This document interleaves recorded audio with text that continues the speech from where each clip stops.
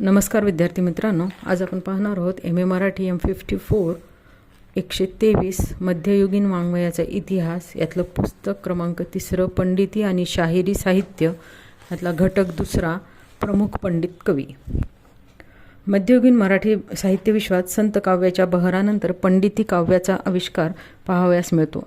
या पंडित कवींचे काव्य संस्कृत आर्ष महाकाव्य आणि स्फुट काव्य यांचे आदर्श स्वीकारत निर्माण झाले होते. संस्कृत साहित्यातील सौंदर्य कल्पना, अलंकार प्रचुरता, कल्पनाविलास, वृत्तबद्धता या विशेषांनी पंडिती काव्याचा आशय आकृतिबंध आकाराला आलेला दिसतो. मुक्तेश्वर, वामन पंडित, रघुनाथ पंडित, सामराज, श्रीधर, नागेश, विठ्ठल बिडकर, कृष्णदयार्णव, मोरोपंत हे महत्त्वाचे पंडित कवी मध्ययुगीन कालखंडात आपल्या विविध स्वरूपी ग्रंथरचनेमुळे लोकप्रिय ठरलेले दिसतात. रामायण, महाभारत ही संस्कृत महाकाव्ये, भागवत, 18 पुराणे, रघुवंश, कुमारसंभव, नैषधीयचरित, हनुमान त्राटक, शकुंतलम यासारखी आख्यान काव्ये या पंडित कवींनी आपल्या प्रतिपादनाचे विषय बनविले. संस्कृत काव्याचे मराठीकरण करणे आणि त्यावर आपल्या प्रतिभेचे कल्पकतेचे साथ चढविणे क्वचित मोक्षप्राप्तीचा उद्देश म्हणून ही ग्रंथरचना झालेली दिसते. मध्ययुगीन पंडिती कवींच्या कवितेतून संस्कृत साहित्यातील अनेक कथाभाग विविध कथनरूपणातून आले. स्वयंवरे, चरित्रे, युद्धप्रसंग व त्यातील नाट्य, मोक्ष व फलप्राप्ती या उद्देशाने हे लेखन झालेले दिसते. क्वचित अपवाद वगळता ही समग्र कविता परपोशिंदी कविता होती. संस्कृतातील आयत्या उपलब्ध कथाभागावर मराठीचे भाषिक कलम करून रूपांतराचे प्रयत्न या पंडित कवींकडून प्रामुख्याने झालेले दिसतात. भावनात्मकतेपेक्षा बौद्धिकतेला आव्हान करून विविध लय तालांचे प्रयोग करीत ही कविता प्रसवली गेली. त्यामुळे अलंकार प्रचुरता, वृत्तछंदाची कामगिरी या कवितेत सहज प्रत्ययाला येते. पंडितांनी आपल्या काव्यातून शृंगार रसाला प्राधान्य दिले. संस्कृत प्रचुरता, सामासिक शब्द योजना, यमकांचा अतिरिक्त वापर यासाठी आग्रहपूर्वक केलेली शब्दाची मोडतोड यावर त्यांनी अधिक भर दिला. त्यामुळे त्यांचे काव्य क्लिष्ट आणि कृत्रिम झाले. मराठीतील भक्तिरस आणि संस्कृतातील कलाविलास यांचा संगम म्हणजे पंडित काव्य असे पंडित काव्याच्या भाषिक आविष्काराविषयी के. ना. वाटवे यांनी म्हटले आहे. संत काव्याप्रमाणेच निवृत्तीपर आणि शांत रसाचा आविष्कार करणारे पंडित काव्य नाही, तर नवरसांचा जाणीवपूर्वक आविष्कार घडविण्यासाठीच त्यांची प्रेरणा आहे. मूळ आख्यानावर व प्रसंगावर म्हणजेच आर्ष सामग्रीवर कलापूर्वक संस्कार केल्यानंतर निर्माण झालेले साहित्य असे या साहित्याचे स्वरूप वाटावे यांनी नोंदविले आहे. पुढील विवेचनात आपण प्रमुख पंडित कवींच्या वाङ्मयीन कार्याचा आढावा घेणार आहोत.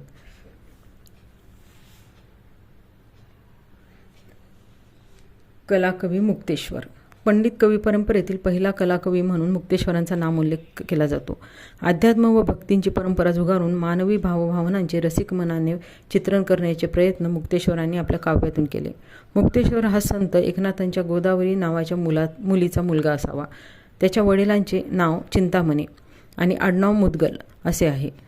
कोल्हापूरची महालक्ष्मी ही त्याची कुलस्वामिनी, तर सोनारीचा भैरव हा त्यांचा कुलस्वामी होता. त्याचे वास्तव्य पैठण आणि काशी अशा दोन्ही ठिकाणी असावे असे उपलब्ध पुराव्यावरून लक्षात येते. मुक्तेश्वराच्या जन्मशक व कुलवृत्त याची निर्विवाद माहिती उपलब्ध नाही. उपरोक्त संदर्भ त्याच्या ग्रंथातून प्राप्त झालेले दिसतात.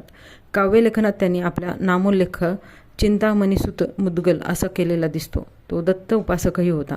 मुक्तेश्वराच्या उपलब्ध काव्यलेखनाचा आढावा पुढील विवेचनात घेऊया. श्लोकबद्ध रामायण. श्लोकबद्ध रामायण या ग्रंथाची ओवी संख्या 661 असून अत्यंत साध्या भाषेत मुक्तेश्वरांनी या ग्रंथाचे लेखन केले आहे. ऐन उमेदीच्या काळात एकनाथांच्या प्रेरणेने या ग्रंथाचे लेखन त्यांनी केले असावे. कालिदास, भारतोहरी, जगन्नाथ इत्यादी संस्कृत कवींच्या रचनेचा प्रभाव मुक्तेश्वरांच्या या काव्यावर पडलेला दिसतो. प्रदीर्घ श्लोकबद्ध रचना आणि अनेक वृत्तात्मक रचनेचा प्रारंभ मुक्तेश्वरांपासून झालेला दिसतो. श्लोकबद्ध रामायणाला मुक्तेश्वरांनी संक्षेप रामायण असे नाव दिले. संस्कृत कवीच्या ग्रंथातील श्लोकांचे भाषांतर करून मुक्तेश्वरांनी आपल्या कथा निवेदनात सहजपणे गोवले आहे. त्यांच्या मनाचा कल लौकिक जीवनाकडे अधिक होता. मराठीत ललित वाङ्मय निर्माण करण्याचा प्रयत्न त्यांनी या ग्रंथलेखनाने केला. मात्र श्लोकातील कल्पना मराठीत आणताना त्यांची छंदावरील पकड सैल पडलेली दिसते. महाभारतकर त्या मुक्तेश्वरांचे रचना कौशल्य या ग्रंथात दिसत नाही. मुक्तेश्वरी महाभारत. मुक्तेश्वरांनी रचलेले महाभारत हे एक अजोड असे काव्य आहे. या ग्रंथात त्यांच्या स्वतंत्र प्रतिभेचा आणि कल्पनाविलासाचा परिपूर्ण प्रत्यय येतो. त्यांनी संपूर्ण महाभारत रचले नाही, तर फक्त आदी, सभा, वन, विराट, सौप्तिक अशी 5 पर्वे रचली. या साऱ्या ग्रंथांची ओवी संख्या 14,079 इतकी आहे. प्रतिभा आणि पांडित्य, विद्वत्ता आणि रसिकता या गुणांचा मनोहरी संगम या ग्रंथात आढळतो. त्यांच्या ओवीवर असलेल्या प्रभुत्वामुळे त्याला ओविकाक कवीचा ईश्वरू असे बिरुद प्राप्त झाले आहे. मूळ महाभारतातील व्यक्ती आणि घटना प्रसंगांना त्यांनी आपल्याच व्यक्तिमत्वाचे रंग दिले आहेत. प्रस्तुत ग्रंथ लिहिण्यापूर्वी मुक्तेश्वरांनी संत ज्ञानेश्वर, एकनाथ इत्यादी प्राकृत कवींच्या रचनांचा अभ्यास केला असावा. तसेच कुमारसंभव व भामिनीविलास, हनुमान त्राटक इत्यादी संस्कृत ग्रंथाचेही वाचन त्यांनी केले असावे असे दिसते. मुक्तेश्वरांनी महाभारताच्या प्रारंभी शारदा, गुरु, व्यास, वशिष्ठ, ज्ञानेश्वर व एकनाथ यांना वंदन केले. ज्ञानेश्वराप्रमाणेच ते श्रोत्यांनाही वंदन करतात. मुक्तेश्वर महाभारतातील ययाती आख्यान, नलदमयंती आख्यान, दुष्यंत शाकुंतल आख्यान, सावित्री आख्यान, जरासंध वध, द्रौपदी वस्त्रहरण यासारख्या आख्याने प्रसंग निर्मितीमुळे व व्यक्तिचित्रणातील जिवंतपणामुळे कला पूर्ण झाली आहेत. महाभारतातील अर्जुन, भीम, युधिष्ठिर, द्रौपदी, शकुंतला, दमयंती, ययाती, सावित्री या पात्रांचा मानसिक कल्लोळ विविध स्वभाव वैशिष्ट्यांसह रेखाटला आहे. पात्रांमधील भावसंबंध व प्रेमसंबंध यांचे चित्रण नेमकेपणे केले आहे. सत्यवतीची व्यवहार कुशलता, शकुंतलेची काव्यात्मक वृत्ती, देवयानीची बुद्धिमत्ता व हट्टीपणा, शर्मिष्ठेचा धूर्तपणा आणि मार्मिकपणे रेखाटला आहे. पांडवाच्या अरण्यातील वास्तव्य, शकुंतलेने भरदरबारात केलेली दुष्यंताची निर्भत्सना, भीम जरासंध युद्ध असे अनेक घटना प्रसंग मुक्तेश्वरांच्या प्रतिभेची प्रसंग निर्मिती कौशल्याची साक्ष देतात. वीर, शृंगार, करुण, भयानक, अद्भुत अशा विविध रसांच्या परमोत्कर्ष या ग्रंथात मुक्तेश्वरांनी साधला आहे. शाकुंतला, शर्मिष्ठा इतकेच काय तर देवांचा शृंगारही ते रेखाटतात. सभागृहात दुर्योधन आपली मांडी उघडी करून त्यावर द्रौपदीला बसण्यासाठी पाचारण करतो, तेव्हा द्रौपदी क्रोधायमान होऊन आकाशाच्या विजेप्रमाणे कडाडते. अशा तिच्या शब्दातून रौद्र रसाचा परिपोष झालेला आहे. कल्पनाविलास व भाषा सामर्थ्यामुळे हा ग्रंथ वैशिष्ट्यपूर्ण बनला आहे. सुभाषित वजा भाषा योजून मुक्तेश्वरांनी वाचकांना नीतीपाठ दिले आहेत. नीती सोडू नये, दुर्वाक्य बोलू नये, परस्त्री परधन आवडू नये असा उपदेश ते करतात. नारद दिनीतीच्या माध्यमातून त्यांनी लोकशिक्षणाचे कार्य केले आहे. मुक्तेश्वरांनी अनेक ठिकाणी काही घटना प्रसंगाचा संक्षेप केला तर काही ठिकाणी विस्तार केला आहे. शब्दसंघटन व वाक्यसंघटन यामधून त्यांची विद्वत्ता ठायी दिसते. त्यांच्या लेखन शैलीतील रम्यता, अद्भुतता, उदात्तता, भव्यता याचे आकर्षण आहे. उपमा, रूपके, दृष्टांत यांचा मार्मिक वापर त्यांनी कथा निवेदनात केला आहे. यामुळेच साहित्य सम्राट, महाराष्ट्र साहित्यातील कोहिनूर, कविवर, कलाकवी अशी विविध बिरुदे त्यांनी महाभारत या रचनेमुळे अभ्यासकांना दिली. राजवाडे त्यांना ऐतिह्य प्रतिभेची कवी असे संबोधतात. आपल्या सौंदर्यसक्त, रसिक तितक्याच विद्वत्तापूर्ण वाणीने मुक्तेश्वरांनी मराठी रसिकांना मंत्रमुग्ध केले. मराठी भाषा, महाराष्ट्र देश याविषयी अभिमान मिरविला. महाभारत या रचनेशिवाय त्यांनी हरिश्चंद्र आख्यान, शुकरंभ संवाद, मूर्खांची लक्षणे लिहिली आहेत. त्यातून त्यांची लोकशिक्षकाची भूमिका प्राधान्याने दिसते. विविध रसांचा परिपोष त्यांनी या लेखनातून साधलेला आहे. महाभारताच्या कथेला सर्वाधिक लोकप्रिय करण्याचे श्रेय मुक्तेश्वरांना द्यावे लागेल. पुढचे आहेत वामन पंडित. संत रामदासांच्या समकालीन कवींमध्ये पंडिती परंपरेचे प्रातिनिधिक कवी म्हणून वामन पंडित यांचे नाव घेतले जाते. त्यांचा जन्म इसवी सन 1608 मध्ये झाला असावा. त्यांची चरित्रविषयक माहिती फारशी उपलब्ध नाही. स्वतःविषयीच्या ओझरता उल्लेख त्यांनी काही आख्यानात काव्याच्या शेवटी केला आहे. मात्र गुरुपदेश व सलांतरे याविषयी त्यांनी उल्लेख केलेले आहेत. श्री सच्चिदानंद स्वामी उपदेश त्यांना करवीर परिसरात घडला असावा व शेवटी त्यांनी वाराणसी नदीच्या काठी इसवी सन 1695 मध्ये गुरेगारजवळ भोगावी समाधी घेतली असावी. त्यांची ग्रंथसंपदा आहे निमसागर, यथार्थ दीपिका, पंचसुधा काव्ये, समश्लोकी, तत्वमाला, श्रुतिसार, कर्मतत्व, राजयोग, गीता, वर्ण वसुधा हे वामनांचे काही महत्त्वपूर्ण ग्रंथ आहेत.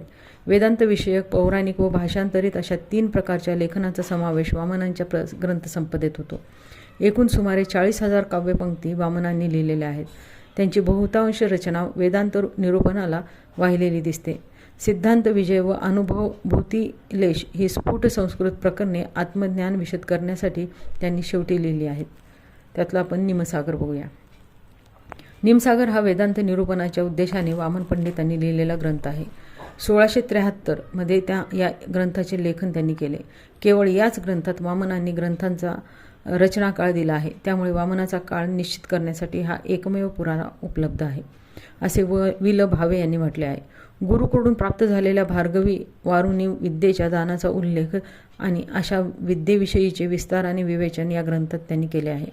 ग्रंथ हा निमसागर, शब्द थोडे अर्थ फार, असा या ग्रंथाचे अल्पक्षर रमणीयत्व वामनाने सांगितले आहे. समश्लोकी टीका. श्रीकृष्णाने गीतेमध्ये कथन केलेले तत्त्वज्ञान सामान्य अज्ञ जनांना आकलन सुलभ व्हावे या उद्देशाने वामनाने समश्लोकी ही टीका भूलोक भाषेत लिहिलेली आहे.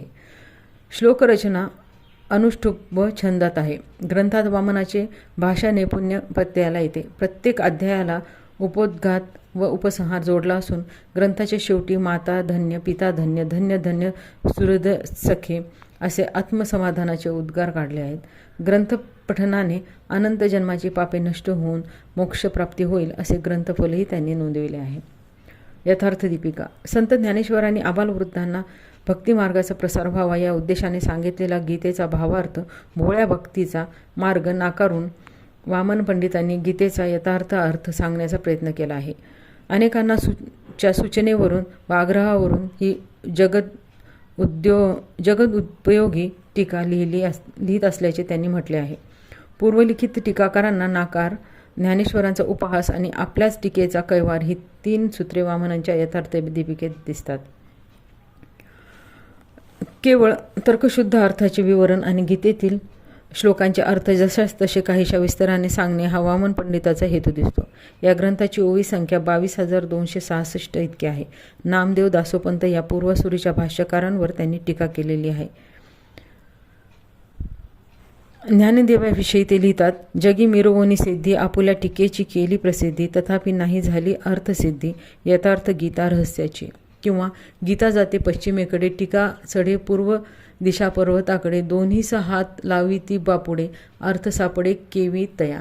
असा टोला ते ज्ञानेश्वर व ज्ञानदेवांविषयी देतात. मात्र यथार्थ दीपिकेतील ओवी रचना अनियमित आहेत.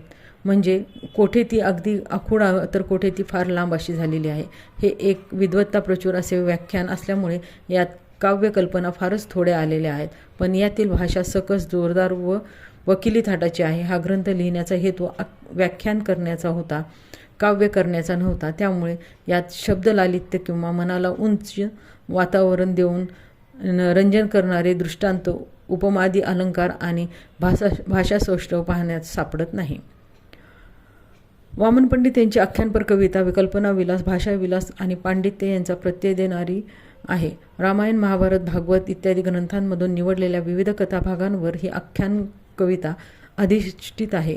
रामजन्म, सीतास्वयंवर, अहिल्या उद्धार, भरतभाव, लोपमुद्रा संवाद, कृष्णजन्म, बालक्रीडा, वनवसुधा, वेणुसुधा, नामसुधा, चित्सुधा, गजेंद्र मोक्ष, प्रियसुधा, मृत्तिका भक्षण, राधाविलास, भामाविलास, कंसवध इत्यादी आख्याने वामनांनी रचलेली आहेत.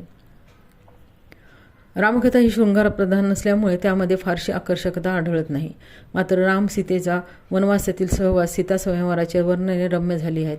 नाट्यात्मकता, कल्पकता व चित्ररेखाटनाने यामध्ये वामनाचे कौशल्य दिसते. वामन पंडितांचे भाषांतर कार्य शंकराचार्य लिखित समश्लोकी, अपरोक्षानुभूती या ग्रंथातून, तसेच जगन्नाथाची गंगालहरी, भ्रातारींची नीतिशतके, वैराग्य शतक या ग्रंथाच्या रूपाने दिसते.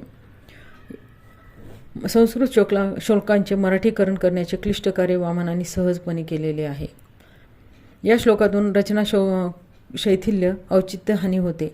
अनेक ठिकाणी आलेल्या अतिरेकी शृंगार वर्णामुळे कथानक बिभत्सही झाले आहे. वामन पंडितांच्या काव्यातील विविधतेमुळे यथार्थ दीपिकाकार वामन, शांडिल्य गोत्री वामन, वशिष्ठ गोत्री वामन, यमक्या वामन, शृंगारप्रिय वामन असे विविध वामन भिडे यांनी कल्पिले आहेत. वाचकांच्या मनावर कायम ठसा उमटवण्याचे सामर्थ्य असणारी वर्णनशैली, भावूक व रसाळ भाषा, वृत्त अलंकार, योजनेने आख्यानास उठाव देण्याचे कौशल्य या गुणांमुळे वामन पंडितांची मध्ययुगीन कालखंडातील प्रभावी काव्यनिर्मिती केलेली दिसते. साम्राज हा शिवकालीन व वामन पंडितांचा समकालीन पंडित कवी होय. साम्राज दक्षिणेतून महाराष्ट्रात आलेले असावेत. भोसले घराण्याच्या पिढीजात व पुरोहितांच्या वंशातील श्यामभट्ट आर्वीकर म्हणजेच कवी साम्राज होय, असे द. सी. पांगू यांनी म्हटले आहे. मुद्गल आख्यान व रुक्मिणी हरण हे 2 ग्रंथ साम्राजांनी लिहिले आहेत. राजदरबारातील रीतिरिवाज व लोकव्यवहारांचे ज्ञान त्यांना होते. त्यांचा प्रत्यय त्यांच्या काव्यातून येतो. मुद्गल आख्यान आपले कुलदैवक दानशूर कुलपुरुष यांच्या चरित्राचे कथन साम्राजांनी या ग्रंथात केले आहे. जैमिनी, अश्वमेध, महाभारतातील वनपर्व, पद्मपुराण या संस्कृत ग्रंथावर व त्यातील प्रसंगावर हा ग्रंथ आधारलेला आहे. मोक्षप्राप्तीसाठी गृहस्थाश्रम धर्म महत्त्वाचा असल्याचे साम्राजांनी म्हटले आहे. प्रस्तुत ग्रंथात मुद्गलाची दिनचर्या व यात्रेस निघाल्यानंतर प्राणी पक्षी यांची वियोगाने झालेल्या विकल अवस्थांचे बहारदार वर्णन त्यांनी केलेले आहे. रुक्मिणी हरण भागवताच्या दशमस्कंदामधील अध्याय 52 व 53 यावर आधारलेली कथा आणि साम्राजांनी महाकाव्यसदृश रचना म्हणजे रुक्मिणी हरण होय. आपल्या स्वयंवर काव्याची रचना त्याने 8 सर्गात केलेली आहे. ग्रंथाची एकूण श्लोकसंख्या 1140 इतकी आहे. लोकरंजनापेक्षा भगवद्गीतेच्या प्रेरणा या ग्रंथाचे लेखन आपण करीत असल्याचे साम्राजांनी म्हटले आहे. आपल्या आयुष्याच्या अंतकाळी ही रचना त्यांनी केली आहे. संत एकनाथांच्या रुक्मिणी स्वयंवर व महाकाव्याचा आधार त्यांनी काही ठिकाणी घेतलेला आहे. एकनाथाच्या रुक्मिणी स्वयंवरावर काव्यातील पहिल्या 7 प्रसंगातील कल्पना, वामनाची यमक रचना, अनुप्रासादपूर्वक रचना कौशल्य यांचे अनुकरण साम्राजांनी केलेले दिसते. मात्र रुक्मिणीच्या विवाहाच्या तयारीचा प्रसंग, अलंकारांची वर्णने, विरहावस्था, श्रीकृष्ण दरबार, सुदैवाने स्वमनास केलेला बोध, रुक्मिणीस मातेचा बोध इत्यादी प्रसंगामध्ये साम्राजांच्या स्वतंत्र प्रतिभेची साक्ष पडते. रुक्मिणीच्या वर्णनातही साम्राजांनी सांकेतिकतेने स्वकल्पनाने रंग भरले आहेत. रुक्मिणीची विरहावस्था साम्राजांनी कल्पकतेने रेखाटली आहे. या अवस्थेत तिला स्वप्न पडते व त्यात कृष्ण दिसू लागतो. कालविपर्यासाचा दोष पत्करून साम्राजांनी शिवकालीन विवाहविधी, वस्त्रप्रवरणे, अलंकार, धान्ये यांचे उल्लेख केलेले आहेत. विवाह स्वराडी काराडी बहुखानदेशी असल्याचे त्यांनी म्हटले आहे. रुक्मिणीच्या मातेचे व्यक्तिचित्र एका कुशल संसारिक स्त्रीचे चित्र आहे. कुलस्त्रीला बाई पतिविन नसे दैवत दुजे असे सांगून सर्व शृंगार करून राती अधिपतीचे मन घेय हाती असा संस्कारिक उपदेश ती रुक्मिणीला करते. संस्कृतातील पंचमहाकाव्य, आदर्श महाकाव्य सदृश रचना, श्रीकृष्णासारखा नायक या गोष्टींच्या आधारे या काव्याचा उल्लेख कल्पनाविलासात्मक महाकाव्य असा द. सी. पंगू यांनी केला आहे. तरी या ग्रंथास महाकाव्य म्हणता येत नाही. वीररसाला त्यांनी या कथा रचनेत प्राधान्य दिले नाही. सहज, सुंदर, प्रभावी भाषा, मार्मिक व्यक्तिचित्रे व अध्यात्म या गुणांमुळे साम्राज हा वैशिष्ट्यपूर्ण कवी ठरतो. या ग्रंथात अनेक अरबी फारसी शब्दांचा वापर त्यांनी केला आहे. लोकप्रचलित म्हणी व वाक्प्रचारांचा वापरही साम्राज मुक्तपणे करतात. ही कृष्णकथा मनोभावे श्रवण केल्यास श्रोतेही दोषमुक्त होतील असे ग्रंथफलही साम्राजांनी दिले आहे. पुढचे आहेत कवी नागेश. साम्राजाप्रमाणे नागेश हा पंडित कवी वामन पंडित यांचा समकालीन कवी होय. तो अहमदनगर येथील भिंगार या गावी राहत असे. नागेश उर्फ नागाभट्ट श्रीमंत सरदार यशवंतराव कोकाटे यांच्या दरबारातील आश्रित होते. संस्कृत नाटके, पंचमहाकाव्ये, अलंकारशास्त्र, छंदशास्त्र, विशेषतः कामशास्त्रावरील ग्रंथ यांचा त्यांनी अभ्यास केलेला दिसतो. सीता स्वयंवर, रुक्मिणी स्वयंवर, चंद्रावळी वर्णन, शारदा विनोद, रसमंजिरी इत्यादी ग्रंथांचा आपल्याला कवित्वाचे परिपूर्ण ज्ञान असल्याचे त्यांनी म्हटले आहे. सीता स्वयंवर या ग्रंथात त्यांनी स्वतःचा उल्लेख कविसुंदर श्री नागेश कवीश्वर असा केला आहे. मात्र त्यांच्या लेखनावरून पंडित परंपरेतील एक सामान्य कवी असल्याचे साक्ष पडते. स्वयंवरातील प्रसंगातील चित्रण नागेश यांनी 16व्या शतकातील दागदागिने, राजे, हत्यारे यांची माहिती दिलेली आहे. सीता स्वयंवरासाठी तुंगार, चव्हाण, मोरे, गोरे, शिरसाट इत्यादी मराठी राजेही असल्याचे नोंदवून कालविपर्यास घडविला आहे. बऱ्याच ठिकाणी नागेशांच्या हीन अभिरुचीचे दर्शन ग्रंथात घडते. चंद्रवळी निर्वाण या ग्रंथाची निर्मिती नागेश यांनी अग्निपुराणातील कथाभागातून केली आहे. कृष्णाचे चंद्रवळ नावाच्या गोपीशी तिच्या बहिणीचे रूप घेऊन एकांतात भेट घेतली हे वर्णन केले आहे. व्यक्ती व प्रसंगा चित्रणात नागेश यांनी प्रभावीपणा आणला. मूळ स्वभाव रंगेल असल्यामुळे चित्रणातही शृंगाराला महत्त्व दिले. कामविलासाची व विकारांची वर्णने करण्यात नागेश यांनी धन्यता मानली. पुढचे आहेत विठ्ठल बीडकर. विठ्ठल अनंत क्षीरसागर असे पंडित कवी विठ्ठल यांचे संपूर्ण नाव. हा कवी बीड जिल्ह्यातील गौरीपूरचा राहणारा ऋग्वेदी ब्राह्मण, मात्र व्यवसाय व्यापाराचा होता. सालोसाल पंढरीची वारी करणी म्हणूनच त्याचा स्वतःचा उल्लेख विठ्ठलदास असा करतो. त्याने रुक्मिणी स्वयंवर, विद्वजन, द्रौपदीहरण आणि बिल्हण चरित्र असे एकूण 7 ग्रंथ लिहिले. याला संस्कृतचे चांगले ज्ञान असून पंचमहाकाव्य व संस्कृत नाटकाचे वाचन त्याने केले असावे. सीता स्वयंवर, रुक्मिणी स्वयंवर व विद्वजीवन हे ग्रंथ त्याने संस्कृत महाकाव्याच्या धर्तीवर लिहिले असून प्रत्येक 7 भागात विभागले आहेत. स्वयंवराच्या भागास सर्ग व जीवनाच्या भागास उल्हास असे त्यांनी म्हटले आहे. रुक्मिणी स्वयंवरावर या काव्यात छत्र, चामर, द्वादश कमल, अष्टदल, वृक्ष, वापी, माला, धनुर्बाण, अश्व, वृष्ट इत्यादी चित्रबंधात कथारचना केलेली आहे. हे चित्रबंध म्हणजे शब्दांच्या मांडणीतून केलेल्या चित्राकृती आहेत. ही त्यांची अनोखी व वैशिष्ट्यपूर्ण रचना आहे. अशी चित्रबंधात्मक रचना अन्य कोणा कवीने केलेली दिसत नाही. संस्कृतमधील विविध वृत्ते याने मराठीत आणली, पण ओवी, अभंग, दिंडी, साकी इत्यादी वृत्तात रचना करणे त्याने कटाक्षाने टाळले. यातूनच त्याचे शब्दकौशल्य प्रत्ययाला येते. रुक्मिणी स्वयंवराच्या शेवटी कवीने स्वतःचा उल्लेख दूधसागर, कुलालंकार, चूडामणी असा केला आहे. या काव्यात सहजता मात्र कोठेच दिसत नाही. सीता स्वयंवर हे विठ्ठलाचे दुसरं काव्य 7 सर्गाचे व विविध वृत्तांत लिहिलेले आहे. ग्रंथ श्लोकबद्ध असून श्लोकसंख्या 363 इतकी आहे. या ग्रंथाची भाषा ओघवती असून सर्वत्र उत्कटतेचा अभाव जाणवतो. विवाह सोहळ्याच्या वर्णनात त्यांनी मंगलाष्टकेही रचली आहेत. कालविपर्यासाचा दोष पत्करून अन्य कवींप्रमाणे स्वयंवरास कोकणी, प्रभू, हबशी, फिरंगी, म्लेच्छ, पठाण, डोंबी, भिल्ल राजे असल्याचे उल्लेख तो करतो. विठ्ठलाने रामचंद्राचा पाळणाही रचला आहे.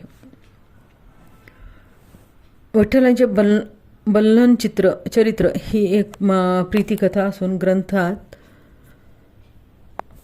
विक्रमांक देवाच्या दरबारात तिच्या कन्येसाठी नेमलेल्या काश्मीरी विद्वान ब्राह्मण आणि राजकन्या शशिकला यांच्यातील प्रेमनाट्य आहे. सर्व विद्या निपुण झाल्यावर शशिकलेला स्मरशास्त्र शिकविणे शिल्लक राहिले. मात्र ते शिकवताना तिचे सौंदर्य पाहून बिल्हणाने कामसूत्राच्या आधारे तिच्याशी शरीर क्रीडा केली. त्या अत्यानंदाने शशिकलेने गुरुदक्षिणा म्हणून आपला देहच बिल्हणाला अर्पण केला. पुढे राजाला हे प्रेमरहस्य कळाल्यावर राजाने बिल्हणास सुळावर चढविण्याची शिक्षा सुनावली.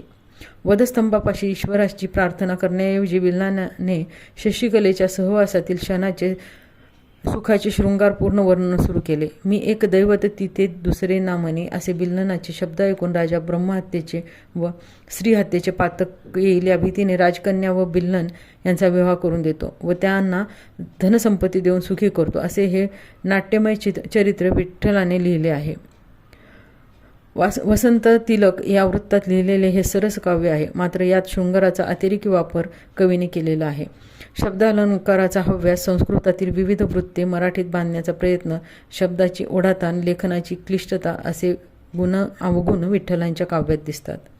पुढचे आहेत कवी रघुनाथ पंडित. 17व्या शतकात होऊन गेलेले कवी रघुनाथ पंडित हे पंडित कवी संप्रदायातील एक अग्रणी कवी होते. दमयंती स्वयंवर, रामदास वर्णन व गजेंद्र मोक्ष अशी मोजकीच रचना करूनही मध्ययुगीन मराठी काव्यात रघुनाथ पंडितांचे स्थान लक्षणीय आहे. त्यांच्या स्थलकालविषयक निश्चित माहिती उपलब्ध नाही.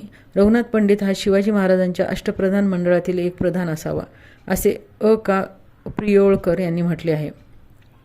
रामदास वर्णन हे त्यांचे पहिले काव्य त्यांच्या रामभक्तीची साक्ष देते. यात केवळ 11 श्लोक असून ते वसंत तिलक या वृत्तात लिहिलेले आहेत. गजेंद्र मोक्ष हे काव्य भागवतातील कथाभागावर रचले असून त्यात 58 श्लोक आहेत. या दोन्ही ग्रंथापेक्षा रघुनाथ पंडितांचे दमयंती स्वयंवर हे श्रेष्ठ आख्यान काव्य आहे. दमयंती स्वयंवर या ग्रंथाची रचना रघुनाथ पंडित यांनी इसवी सन 1685 मध्ये केली. संस्कृत कवी श्रीहर्ष यांच्या निषेधायर चरित्र या महाकाव्याच्या आधारे दमयंती स्वयंवराची कथा रचली. या ग्रंथाची श्लोकसंख्या 254 इतकी आहे. त्यामुळे हे महाकाव्य म्हणता येणार नाही. महाकाव्याचे विशेषही या ग्रंथात आढळत नाहीत. वनवासाचे दुःख हलके व्हावे म्हणून युधिष्ठिरला बृहदविश्व ऋषींनी नलराजाची करुण कथा सांगितली. त्या कथेतील नल दमयंती स्वयंवराचाच कथाभाग घेऊन त्यावर रघुनाथ पंडित यांनी नितांत रमणीय काव्य रचले. त्यामुळे करुण व शृंगार या दोन रसांना या काव्यात प्राधान्य मिळालेले आहे. स्वभाव वर्णनांमुळे दमयंती स्वयंवर हे काव्य आकर्षक व वाचनीय झाले आहे.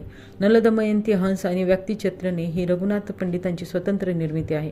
आपल्या कल्पकतेने त्यांनी रंग भरलेले आहेत. नलाच्या विरहामुळे व्याकुळ झालेल्या दमयंतीचे चित्र त्यांनी रंगवलेले आहे.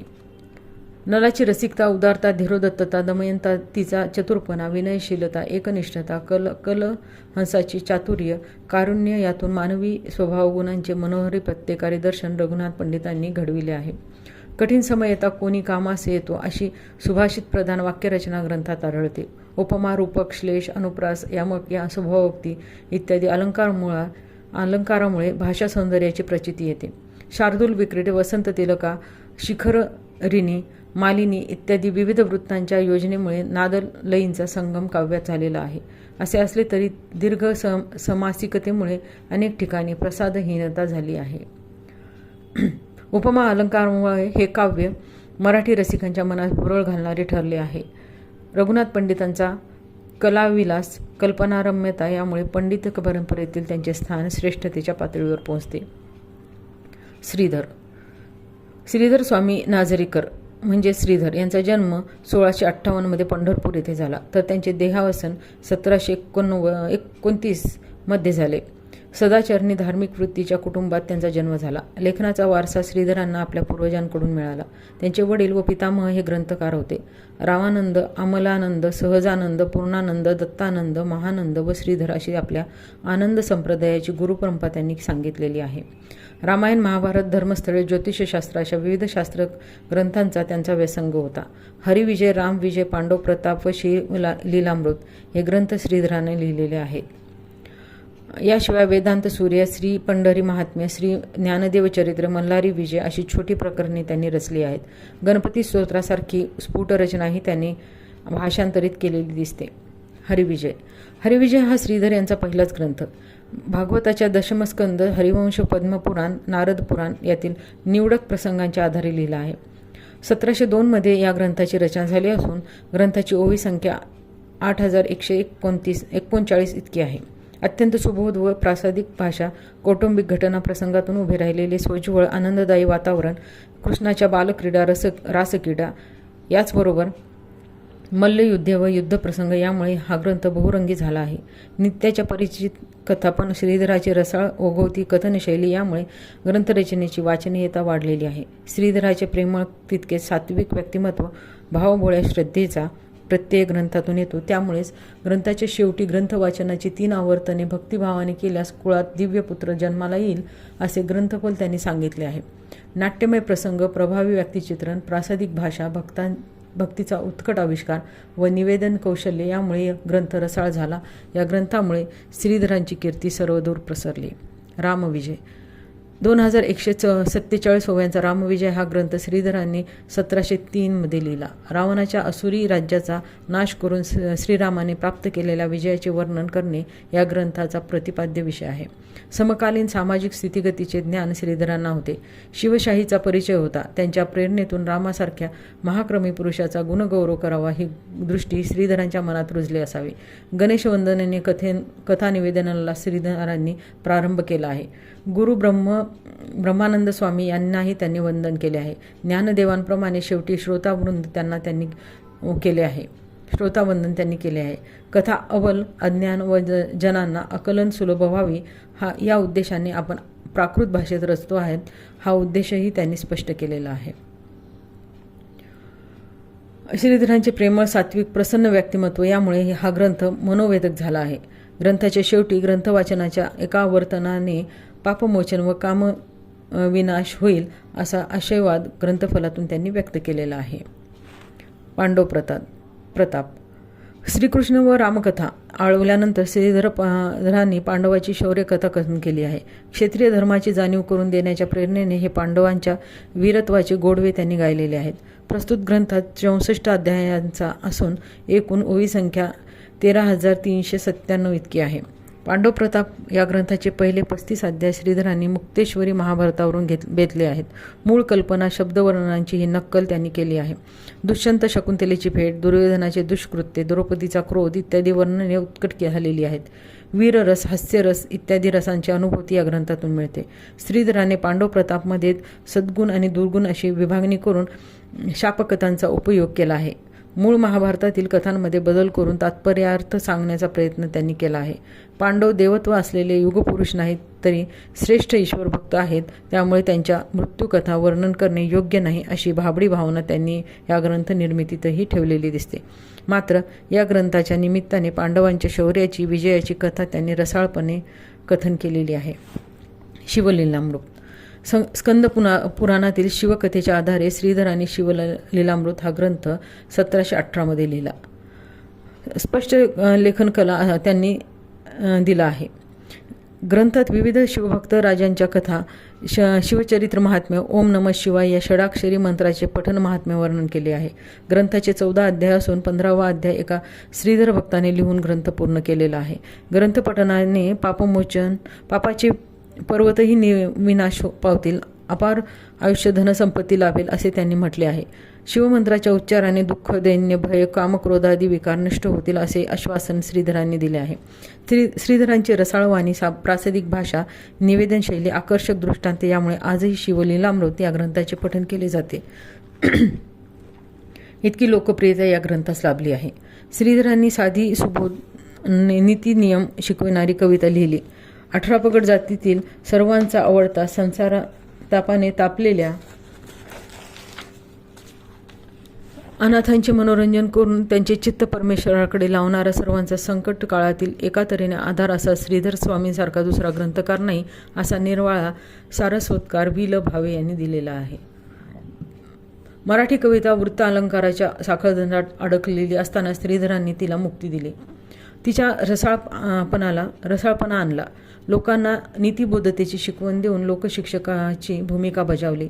श्रीधरांच्या काव्यग्रंथाची आजही पारायणे केली जातात. यातच त्यांच्या कलाभूमिकतेचे रहस्य दडलेले आहे. मात्र समकालीन सामाजिक घडामोडींपासून श्रीधर कोसो मैल दूर राहिलेले दिसतात. कृष्णदयार्णव. 17व्या शतकात उत्तरार्धात सातारा जिल्ह्यातील कोपर्डे या गावात कृष्णदयार्णव या पंडित कवींचा जन्म झाला. ते तेथील वतनदार कुलकर्णी होते. नरहरी हे त्यांचे मूळ नाव, तर कृष्णदयार्णव हे गुरुपरंपरेने प्राप्त झालेले नाव होय. ते आनंद सांप्रदायिक होते. त्यांनी हरिवरदा हा सुमारे 42,000 ओव्यांचा ग्रंथ भागवताच्या दशम संस्कंदावर लिहिला. पूर्वार्ध व उत्तरार्ध असे ग्रंथांचे 2 भाग असून पूर्वार्धात 49 अध्याय तर उत्तरार्धात 37 अध्याय आहेत. 38व्या अध्यायाचे 23 श्लोक लिहिल्यावर त्यांची प्राणज्योत मालवली. उरलेल्या ग्रंथाचे लेखन त्यांच्या शिष्य उत्तम श्लोक याने पूर्ण केले. रक्तपित्ताच्या दोषामुळे निर्माण झालेल्या शरीरव्याधीतून मुक्ती प्राप्त करण्यासाठी कृष्णदयार्णव या ग्रंथाचे लेखन केले. या ग्रंथाची भाषा प्रासादिक असून कवित्वपूर्ण आहे. मराठी भाषेचा उल्लेख त्यांनी देशभाषा, महाराष्ट्रवाणी, महाराष्ट्र टीका असा केलेला आहे. निरंजन माधव आणि मोरोपंत ही पंडिती काव्याच्या प्रवाहातील शेवटचे कवी आहेत. हे पेशवेकालीन कवी होत. निरंजन माधव हे बाजीराव व नानासाहेब पेशवे यांच्या दरबारातील परराज्यातील वकील म्हणून कार्य करणारे राजकारण कुशल व अध्यात्म प्रवण कवी होत. त्यांचे मूळ नाव बनाजी व माधव हे पित्याचे नाव. 1702 हा त्यांचा जन्मकाळ होय. 1712 म्हणजेच इसवी सन 1790 त्यांची प्राणज्योत मालवली. निरंजन हे सांप्रदायिक नाव आहे. राजकारणात असतानाच कवित्वाची प्रेरणा झाल्याचे त्यांनी सांगितले आहे. संप्रदाय परिमल, चितबोध रामायण, शुभचंद्र चंपू, ज्ञानेश्वर विजय, मंत्र रामचरित्र, निर्वोष्ठ राघवचरित्र, वृत्त मुक्तावली, वृत्त वनमाला इत्यादी विपुल रचना त्यांनी केली. स्तोत्रकलाप या ग्रंथात त्यांनी विविध पद्धतीचे स्तोत्रे रचली आहेत. कृष्णनंद सिंधू व ज्ञानसुधा हे 2 ग्रंथ निरंजन माधव यांनी प्रारंभी लिहिले, मात्र ते दोन्ही ग्रंथ आज उपलब्ध नाहीत. संप्रदाय परिमल या ग्रंथात त्यांनी गुरुपरंपरेची कथा सांगितली आहे. दत्त, विमलानंद, ब्रह्मानंद, विमलानंद, सच्चिदानंद, ब्रह्मानंद, लक्ष्मी, श्रीधर, निरंजन, माधव अशी गुरुपरंपरा ते देतात. ज्ञानेश्वर विजय या ग्रंथात त्यांची ज्ञानेश्वरांविषयीची श्रद्धा व्यक्त झालेली आहे. या ग्रंथांची श्लोकसंख्या 1038 असून अनेक वृत्तांचे उपयोजन त्यांनी केले आहे. संत नामदेवांच्या आदिसमाधी तीर्थवेळी या ज्ञानेश्वर चरित्राच्या आधारे हा ग्रंथ रचलेला आहे. हा ग्रंथ महाकाव्य सदृश असून निरंजनाच्या स्वतंत्र प्रज्ञेचे पत्ते या ग्रंथातून येतो. वृत्त मुक्तावली व वृत्तवनमाला या 2 ग्रंथातून त्यांनी छंदशास्त्रविषयक लेखन केले आहे. भार्गव चरित्र, अद्वैत बोधे इत्यादी काही स्फुट प्रकरणे त्यांनी लिहिलेली आहेत. सुभद्रा चंपू. मराठी प्राचीन वाङ्मयात संस्कृत चंपू काव्याचा धर्तीवर रचना करण्याचा मान कवी निरंजन माधव यांनाच द्यावा लागतो. त्यांनी सुभद्रा चंपू हे गद्य पद्य मिश्रित असे काव्य रचले. संस्कृतात गद्य पद्य मिश्रित रचनेला चंपू काव्य असे म्हटले जाते. या चंपू काव्याचे 7 सर्गात लेखन केले असून निरंजन यांनी महाकाव्याचे आदर्श या रचनेसमोर ठेवलेले दिसतात. अर्जुन आणि सुभद्रा यांच्या विवाहाचे आख्यान या ग्रंथात आहे. गद्य पद्य मिश्रित रचनेतील गद्य विभागाला चूर्णिका असे म्हणतात. पद्याचे 397 श्लोक विविध वृत्तात रचले आहेत. कृष्ण रचित संकीर्तन करावे या महाकाव्य सदृश रचनेचा हेतू असल्याचे निरंजन माधव यांनी म्हटले आहे. आपली पांडवी परम पुण्यकथा श्रोत्यांचे दोषहरण करून अनंत संस्कृतांचे दान करणारी आहे असा विश्वास त्यांनी व्यक्त केला आहे. अर्जुन, सुभद्रा, बलराम व कृष्ण यांच्या व्यक्तिरेखांचे चौखांबी मंडप कवीने उभा केला आहे. कृष्णाचा देह घडविल्यानंतर ब्रह्मदेवाने उरलेल्या सौंदर्यातून सुभद्रेचा देह घडविला, म्हणून सौंदर्याची पुतळी श्रीकृष्णाची बहीण म्हणून ती जन्माला आली अशी कल्पकथा निरंजनाने व्यक्त केली आहे. स्वभाव वर्णनात उत्कटता, प्रसंग चित्रणता, नाट्यमयता निर्माण केलेली आहे. निरंजन माधवांनी अशी विविध रूपी रचना केलेली आहे. स्तोत्ररचना व प्रवास वर्णनपर रचनाही त्यांनी केलेल्या आहेत. संस्कृतमधील चंपू काव्याची परंपरा मराठीत आणून प्रवाहित करण्याचे श्रेय त्यांनाच द्यावे लागते. अभिजात संस्कृत साहित्याचा व्यसंग, भक्तिभाव, कल्पनाशक्ती, प्रसंगातील नाट्य सादर करण्याची हातोटी, सूक्ष्म निरीक्षण शक्ती, शृंगार वर्णनातील संयतपणा यामुळे निरंजन माधवची साहित्य निर्मिती लाक्षणीय ठरते. मोरोपंत. पंतांचा जन्म 1729 बन्हाळ गडावर झाला. श्रीरामाजी पंत हे त्यांचे वडील होते. त्यांचा व्यवसाय पुराणिकांचा होता. अध्ययन पूर्ण झाल्यावर मोरोपंत हे बारामती येथे बाबूजी नाईक यांच्याकडे पुराणिक म्हणून आश्रयाला आले. पुराणकथानंतर काव्यलेखन करणे हा त्यांचा छंद बनला. त्यातून विपुल कविता लिहिली. संस्कारिक जनांसाठी देवादिकांच्या कथा गाव्यात, पुढील पिढ्यांना त्या वाचता गाता याव्यात हा प्रमुख हेतू त्यांच्या लेखनामागे होता. मोरोपंत हे रामभक्त होते. ज्ञानेश्वर, व्यास, वाल्मिकी, कालिदास, जगन्नाथ पंडित अशा संस्कृत कवींविषयी त्यांच्या मनात आदरभाव होता. कुशलवोपाख्यान, आर्यभारत, ब्रह्मोत्तरखंड, कृष्णविजय, प्रल्हाद विजय, सार रामायण, संशय रत्नमाला, रामायणे, आर्यकेकावली, मंत्रभागवत, हरिवंश, आर्यमुक्तमाला, स्तोत्रे, स्त्रीगीते इत्यादी ग्रंथांमधून मिळून मोरोपंतांनी 1 लाखांवर कविता लिहिल्या. शांतताप्रिय, धर्मनिष्ठ, कुटुंबवत्सल, व्यवहारचतुर असे ते गृहस्थ होते. पुराणांचे अभ्यासक, कलासक्त कवी असे त्यांच्या व्यक्तिमत्वाचे अनेक पैलू त्यांच्या लेखनात प्रकट झालेले आहेत. कुशलवोपाख्यान. संस्कृत अश्वमेधातील 25 ते 26 अध्यायावर आधारलेली मोरोपंतांचे हे 508 श्लोकांचे आख्यान आहे. यात 13 अध्याय असून ही त्यांची प्रारंभीची रचना होय. सगाजिकता, संस्कृत प्रचुरता, अलंकारिकता यामुळे हे काव्य क्लिष्ट झाले आहे. सीतात्याग, सीतेने केलेले शोक यामुळे या काव्यात करुणारसाची अनुभूती येते. लवकुशाचे रामाशी झालेले युद्ध व रामाची मनस्थिती याविषयी निवेदन मनोवेदक झाले आहे. मोरोपंतांच्या कल्पकथेचा प्रत्यय आख्यानभर येतो. अलंकार प्रचुरतेमुळे अनेक ठिकाणी रसहीनता झालेली दिसते.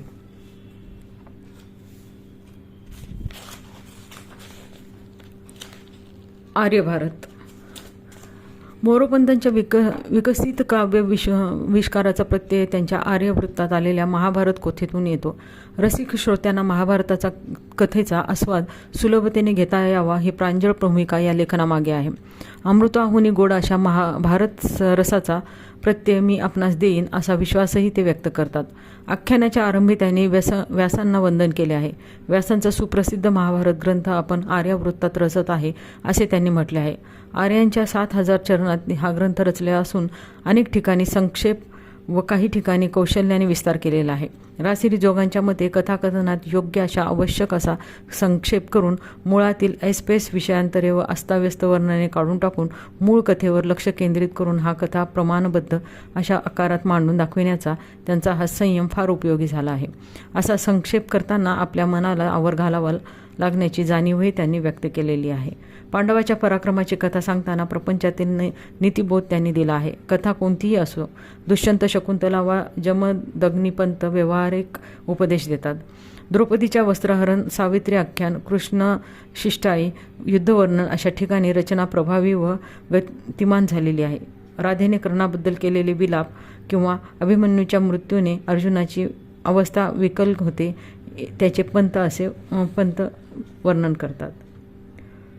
आर्य भारतातील सुसंवाद चातुर्यपूर्ण आहे. आटोपशीर कथा, लयबद्धता, रसाविष्कार, अलंकार प्रचुरता, ईश्वरभक्ती, नीतिशिक्षण इत्यादी अनेक बाबतीत हा ग्रंथ मौलिक ठरलेला आहे.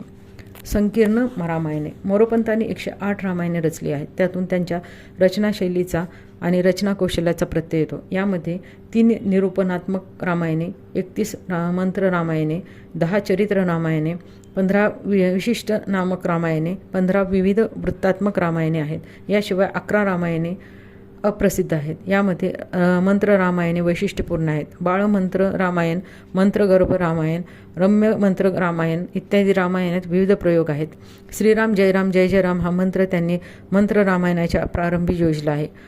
ओष्ठ रामायणात राम हा शब्द वापरला व निरोष्ट रामायणात ओष्ठवर्ण टाळून राघव हा शब्द वापरतात. वर्ण शब्द यांची बंधने घालून त्यांनी ही रचनेचा करामत केलेली आहे. त्यामुळे या लेखनात चमत्कृती व कृत्रिमता दिसून येते. श्रीरामाविषयीची उत्कट भक्ती येथे दिसते. भाषा वृत्तछंदचे ज्ञान यातून प्रगट झालेले आहे. भक्तांपेक्षा पांडित्याचेच दर्शन रचनेमधून घडते. मोरोपंतांनी भागवतातील अनेक घटना प्रसंगावर आख्यानपर रचना केलेली आहेत. ध्रुवचरित, वामनचरित, अंबरीश ख्यान, सुदामचरित्र, शर्मिष्ठा, देवयानी कथा, सुभद्राहरण इत्यादी आख्यानपर 3505 आर्या लिहिल्या आहेत. या आर्या 333 नाममात्रात गोविलेल्यामुळे या मंत्र भागवत असे नाव दिले आहे. दशमस्कंद हा कृष्णलीला वर्णन करणारा असल्याने त्याचा बराच विस्तार त्यांनी केला आहे. कृष्णविजय. भगवताच्या दशमस्कंदातील कृष्णकथेच्या आधारे मोरोपंतांनी कृष्णविजय हा विस्तृत ग्रंथ लिहिला आहे. या ग्रंथाचे 90 अध्याय असून पूर्वार्धात 49 तर उत्तरार्धात 41 अध्याय आहेत. 54 अध्याय हे आर्यवृत्तात आहेत व पुढील 25 अध्याय विविध वृत्तात रचले आहेत. पहिल्या 11 अध्यायात सुदामचरित्र आले आहे. नंतर रुक्मिणी कृष्ण विवाह, सुभद्रा विवाह